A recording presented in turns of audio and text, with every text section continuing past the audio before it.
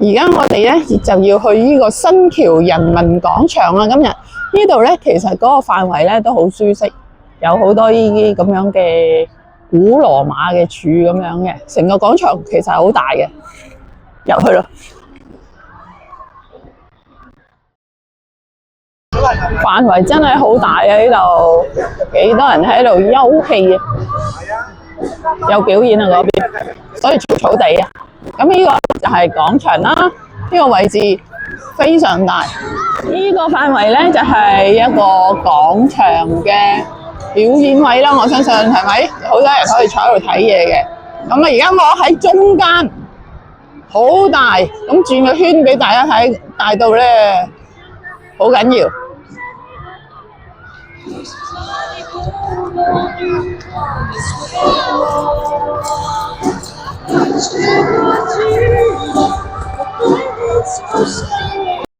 見唔見到佢中間咧？呢個嗰啲柱上面其實係有2樓，我哋可以咧上去行影下相嘅。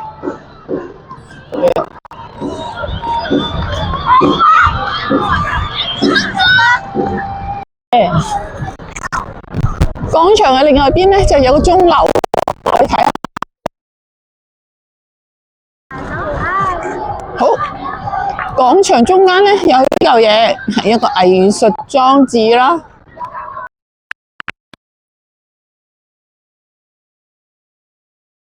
呢個上邊咧都有一個雕塑喎，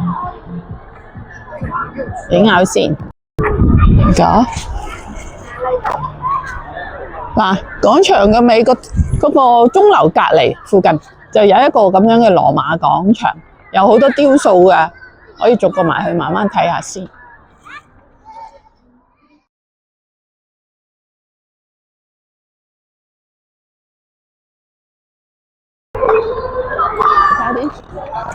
有啲姐姐喺度影下，好似有啲魔法想變身咁，我覺得佢喺度拍呢啲。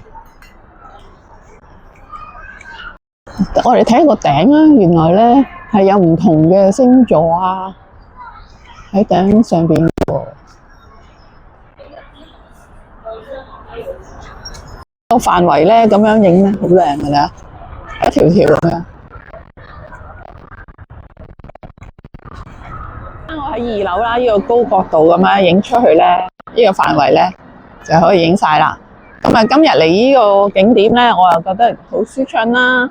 同埋咧，雖然係離香港嘅距離又遠少少嘅，不過我覺得都 OK 嘅，搭1個鐘頭地鐵到啦。如果你喺口岸過嚟都可以嘅。呢度係沙井站附近嘅啫。先我哋咪去咗個新橋人民廣場嘅，行完咧就過嚟呢邊啦。呢邊又有另外一個景點。頭先嗰度咧就係好西歐式啦嚇，呢度咧就好中式嘅。呢個叫咩地方咧？叫萬景樓啊！我哋而家去啦。哇！有條小長城咁喎，睇下幾多遊人喺度行咧。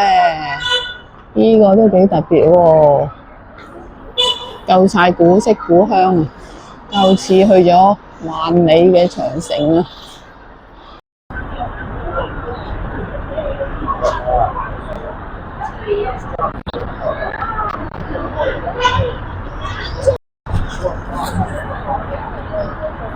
喺度進入去係唔使入場費㗎，而咧屬於非遺文化遺產嚟嘅。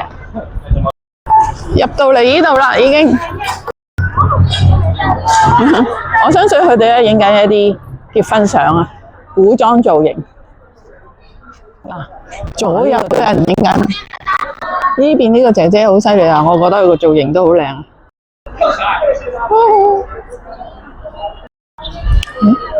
有荷花池，哇！你睇對面又有個古裝人啊，呢度四周圍都好多古裝人啊。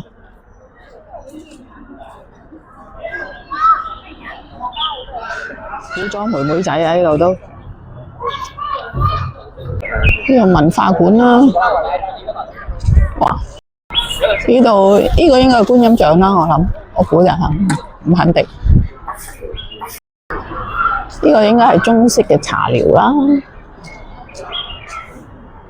哇！呢個茶館啊，呢度有啲價錢。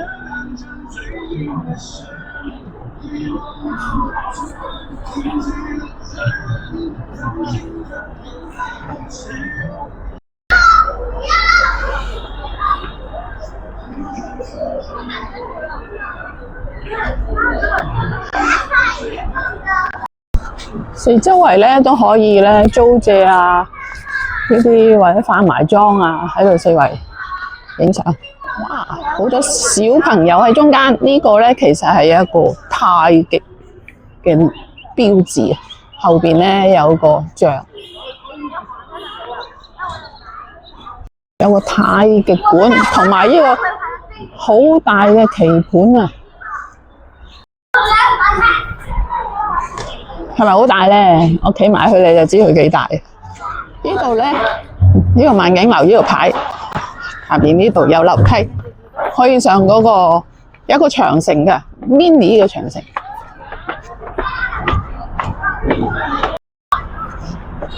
迷你長城啊，而家行。我知啊。做乜嘢啦？迷你長城之後，再上高啲。我哋上高一層啦，又影到呢個長城仔啦，同下邊嗰度頭先飲茶嗰個茶寮啦，有啲像啊。呢個廣場，哇，仲喺度影緊相佢哋呢邊。呢個範圍就其實唔係好大，細細地，但係咧影下相都幾得意啦。呢個都係一啲非遺嘅景點嚟㗎。呢個範圍你睇，佢哋都好認真喺度拍攝緊啊！如果冇咗嗰啲現代嘅器具咧，就真係以為係返咗古代。呢個都幾得意，呢棵樹咧，呢個範圍咧有個窿窿，可以捐入去嘅。